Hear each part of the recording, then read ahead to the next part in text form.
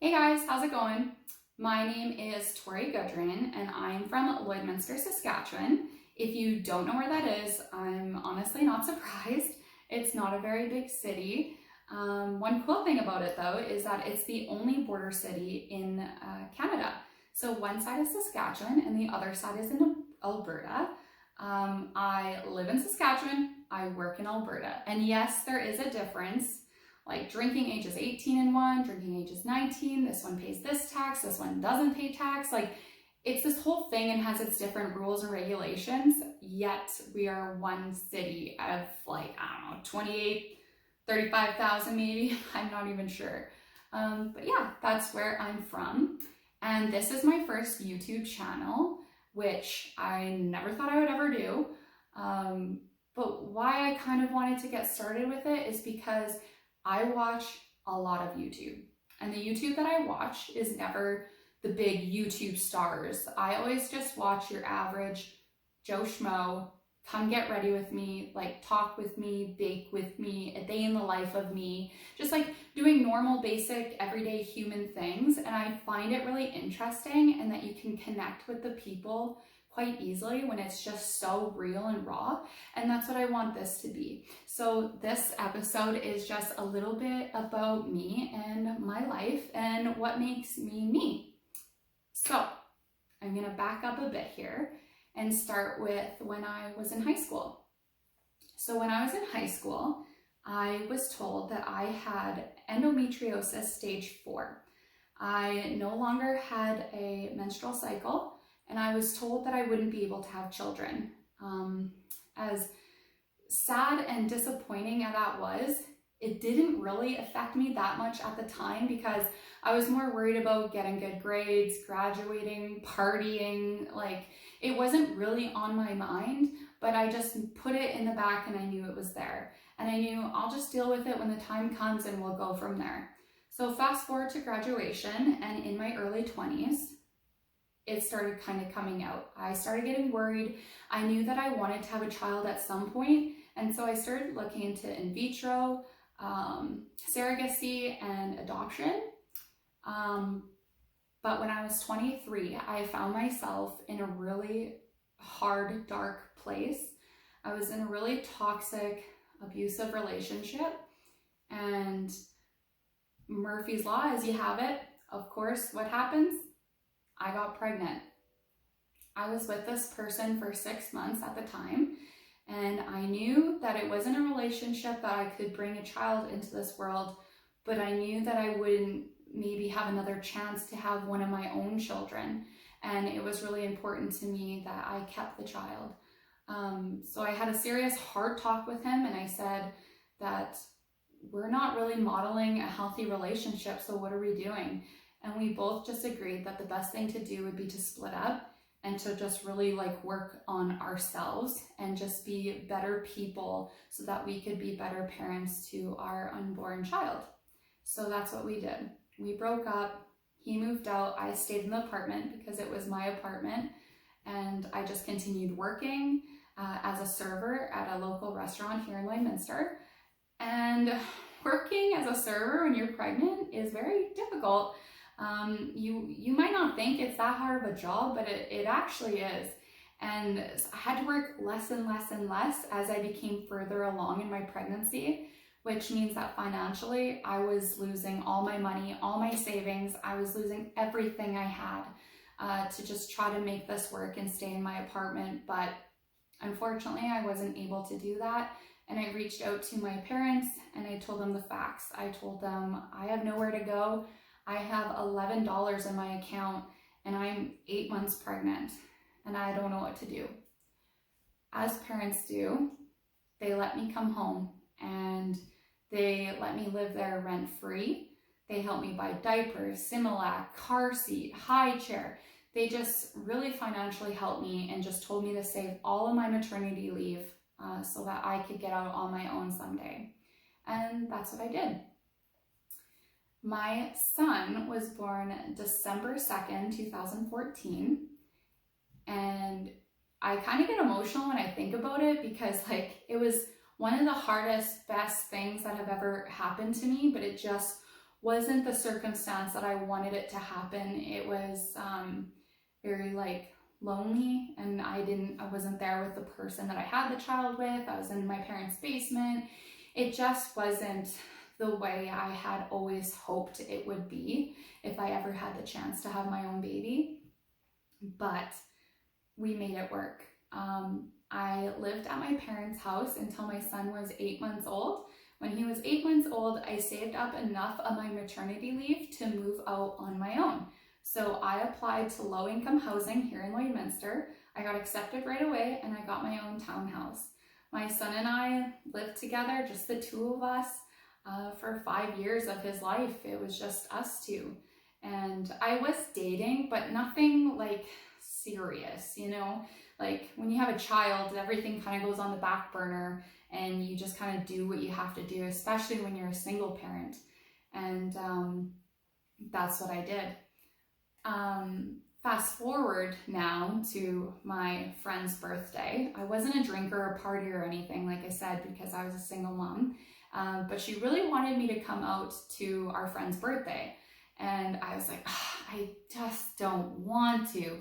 The guy I was seeing broke up with me, and it was just like this whole thing. Like I was a mess, and I just wanted to stay home and watch like The Bachelor or something. But I thought, you know what? Get dressed up and go out and just have fun. And I am glad I did, because there was a guy there who was the hottest guy in the bar, whose name is Tyler, and he is now my boyfriend. And we've been together for 2 years, just over 2 years now. And he's a really good stepdad to my son, and his family is really good to my son, and they accept me in the fact that I already had a child. And actually my parents got to meet his parents on my son's 7th birthday, and they hit it off. Like, it's just so lucky. And also I just want to mention that my son's father completely turned around his life, and he's been in our son's life since our son was 6 months old, and he's very good. He's amazing, the best dad ever. And he always takes our son if like there's a week off of school or the summer or something like that, because unfortunately we don't live in the same city, but we still make it work. And so all around, it just all went perfect. I couldn't ask for it to work out better, and I'm so grateful. Going into my work life, I've worked at Original Joe's for 10 years as a server and a manager. And I don't know about you guys. Maybe you're a server, maybe you know someone who's a server, but like I found that when I turned 25 years old, there was this huge stigma that like, if you're a server at age 25, you're ancient, you obviously don't have education, there's no other job that you could do. And that's just not true at all. Like, I love the service industry so much because I love people. And there's a difference between service and hospitality. And hospitality can't be trained. You either have it or you don't. And that to me is the best part of my job, is the impact that I get to make on people every day. I get to be there for people's highest highs of celebrating. I've been there for people's low of lows, of losing someone, of getting a divorce, of all these different things. And I get to be that person of whatever they need. It's so much more than just bringing like beer and wings to a table. You know what I mean? And so yeah, now I'm 30. I've worked for Original Joe's for 10 years, and I'm like, I'm ready to go to the next phase. Which, by the way, if you're a server and you're good with being a server, you do it, girl. You be a server as long as you want. If that's what pays the bills, no one should have a care or say in any way of what you do. But for myself, I just feel like I need a change. And the crazy thing about me is I'm a creature of habitat. So I do the same thing every single day. I don't like being around things I don't know. I don't like driving in cities I don't know. I don't like the uncertainty of the unknown. I've always been sort of like kind of like an anxious person. And then for some reason, when I turned 30, I just woke up and I was just feeling like confident. And I was like, I'm ready for change. I'm ready for the next step. I know I love people, so there's that. I have to have a job that's interacting with people. And I want to go and experience new things and do different things and meet new people and go to different cities. And I thought, a flight attendant. So I looked online and I saw that there was a flight attendant position available. I applied for it. I had 2 interviews with this specific airline and I didn't get the job. And I was devastated because when I want something, I want it so bad. And I just told myself that there's a reason for this. For example, that base was in Toronto, Ontario. So I would have to pick up my whole family, take my son out of school and go move across pretty well the country to work at this position. I just told myself, like, obviously something is off. And I thought, it's okay, you just keep trying, something will come up. Well, something came up with a different airline and I applied and I had an interview, which I don't want to go into depth about the interview because I want to make another video on the interview process.